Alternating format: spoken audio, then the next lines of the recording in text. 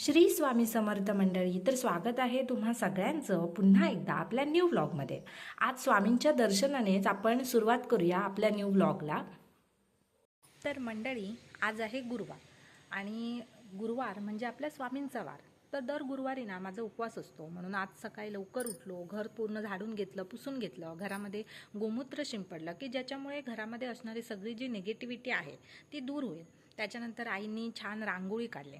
या सगळ्या गोष्टी असतात ना, ते दिसायला अशा खूप छोट्या छोट्या दिसतात, पण या छोट्या गोष्टी आपल्या घरामध्ये एक पॉझिटिव्ह एनर्जी निर्माण करत असतात.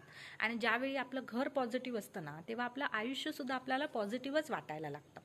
आपलं हे आजचं जे जीवन आहे ना धकाधकीचं, त्याच्यामध्ये मला असं वाटतं की एकतरी स्टॉप हा असा असावा की जिथे आपण आपल्या देवाशी एकरूप होऊ दे. मी एक व्हिडिओ बघितला होता आणि त्या व्हिडिओमध्ये त्या व्यक्तीने असं सांगितलं होतं की ते दुःखसुद्धा वरदान होतं, की ज्या दुःखामध्ये मला माझे स्वामी भेटले. आणि खरंच आहे, ते माझ्या आयुष्यामध्ये माझे स्वामी आले आणि ते कायमचे माझेच झाले. आज मी जिथे कुठे आहे, मला असं म्हणजे नेहमी वाटतं की आज मी जिथे कुठेही आहे, माझ्या आयुष्यामध्ये माझ्यावर प्रेम करणारी जी सगळी माणसं आहेत ती मला माझ्या स्वामींमुळेच मिळालेली आहेत आणि त्याच्यासाठी मी जेवढे त्यांचे आभार मानेन तेवढे कमीच आहे. तर अशा पद्धतीने आज आहे गुरुवार आणि गुरुवार असला तरी मला कामावर जायचं आहे. तर आता मी तयारी वगैरे सगळी केली आहे आणि आता मी कामाच्या ठिकाणी जाणार आहे. आणि तिथून आल्यानंतर स्वामींसाठी छान नैवेद्य पण बनवायचा आहे, जो दर गुरुवारी आम्ही बनवतो. तर आता मी निघते ना. सांगा सांगा. कारण लोक आता भात लायतात ना आणि हो, त्यांचा कुत्रा आहे.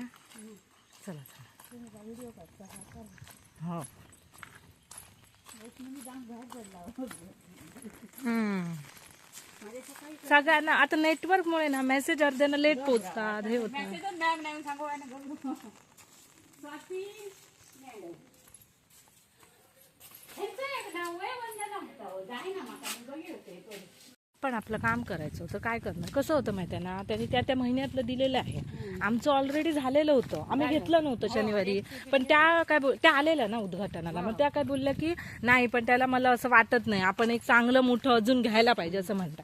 मग अजून दिले ना त्याच्यापेक्षा आता कमी माणसं येतात त्यांना ती बघा, कारण लोकच घरात नाही आता ते दिवस पावसाळी आहेत ना. बोलावतो एका ह्याच्यासाठी लोक म्हणतात आम्ही केव्हा तपासू म्हणतो. त्या ह्यांचा जरा बघूया शेती ह्यांचा. आमच्याकडे सुद्धा आज आमचं काढूचं नसलेलं खरं आहे. तो संदीप त्यांच्याकडे पाणी नाही, तेव्हा तो म्हणावं लागलो तुमचं काढूया, कारण आमचा नांगरूचा त्यांच्याचकडे ना.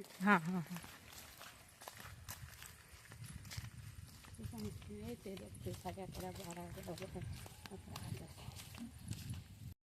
तर आता संध्याकाळी आम्ही चाललो आहे मामांच्या शेतामध्ये.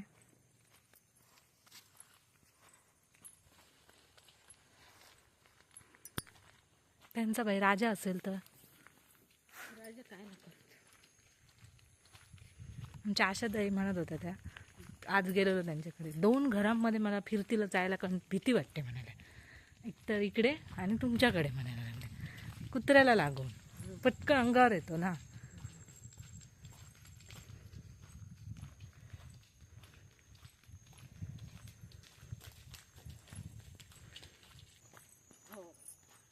ते वाढ वाटेल ना खराब झालं.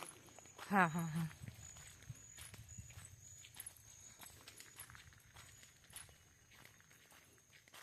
हे झाड कसलं त्याला असे फोडे फोडे असं असतं, मी बघितलं नाही. काटे असतात तेवढं माहीत होतं मला. चिखल बघा आता कसं जायचं ह्याच्यात ना. गाड्या जाऊन जाऊन तो चिखल झालाय.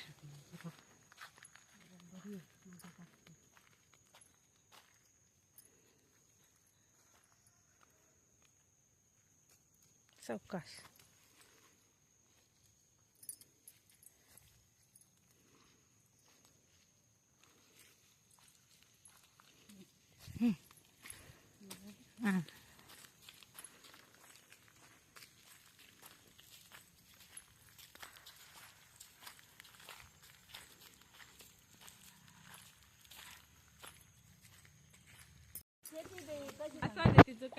शेती पारंपरिक ना सगळ्यांची ते आता बघू ते रानफुले गट कसं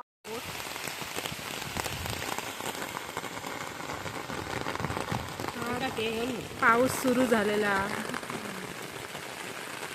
पारंपरिक पद्धतीची शेती.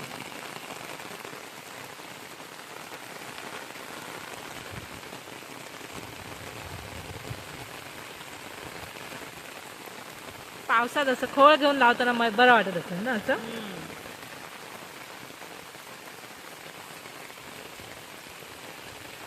त्यामुळे आम्ही आता शेल्टर मध्ये येऊन थांबूया. घसरायला झालं.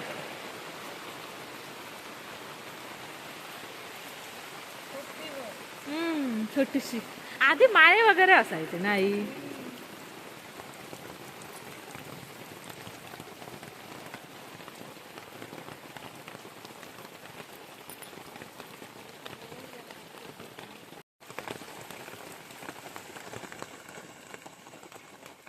मामी बघा कशा घेऊन येतात.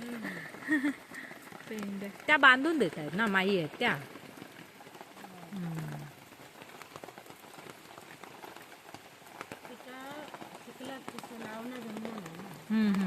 म्हातारी माणसं. हो.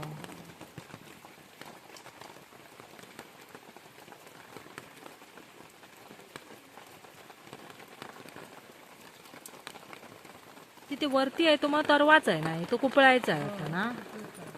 घन घन वाटतो तो एकदम ना असा.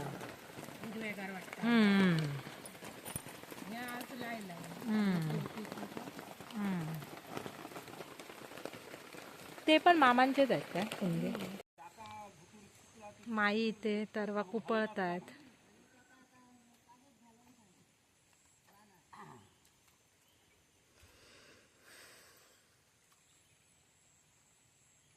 मंडळी, आत्ताच आपण जाऊन आलो आहे मामांच्या शेतावरती. आणि आजकालची शेती पारंपरिक आणि आधुनिक या दोघांचं मिक्सचर आहे. हो नाही, पूर्वी कसं जोत वगैरे घेऊन जायचे, ती जी होती ती पारंपरिक होती.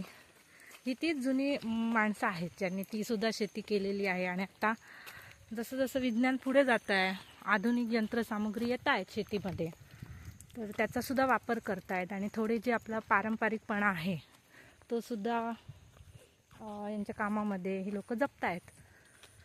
तर आता आम्ही जातोय पुन्हा आमच्या घरी. मला घरी जाऊन आमची कामं आहेत. घरी जाऊन जेवण बनवायचं आहे. रस्ता बघा असा स्लिपरीच झालाय. हवा लागतोच ना, देवळाकडेच जातो ना सरळ आपला हवा. तर मंडळी, अशा प्रकारे स्वामींचा नैवेद्य जो आहे तो तयार झालेला आहे. आणि आजच्या नैवेद्यामध्ये मी बनवलं आहे भात, वरण, त्याच्यानंतर भजी, शेवयाची खीर, हरभऱ्याची उसळ आणि पापड. आजची ही जी भजी आहे ना, ती माझ्या आईंच्या दोन मैत्रिणी आहेत ज्या मुंबईला असतात, पुष्पा मावशी आणि मंदा मावशी, ज्या नेहमी मला सपोर्ट करत असतात. तर मंदा मावशींनी मला ही भजीची रेसिपी जी होती चणा डाळीपासून बनवायची ती दाखवली होती. आणि जेव्हा पण आमच्या घरामध्ये असं देवाचं काही कार्य असतं तेव्हा मी ही भजी आवर्जून बनवते. तर मंदा मावशी आता हा व्हिडिओ बघतील तर त्यांना सांगायचं की तुम्ही पण लवकर या आमच्या घरी. मी तुम्ही शिकवलेली भजी तुम्हाला एक दिवस करून देईन. तर मंडळी, तुम्ही सुद्धा सगळेजण या जेवायला, स्वामींचा प्रसाद घ्यायला.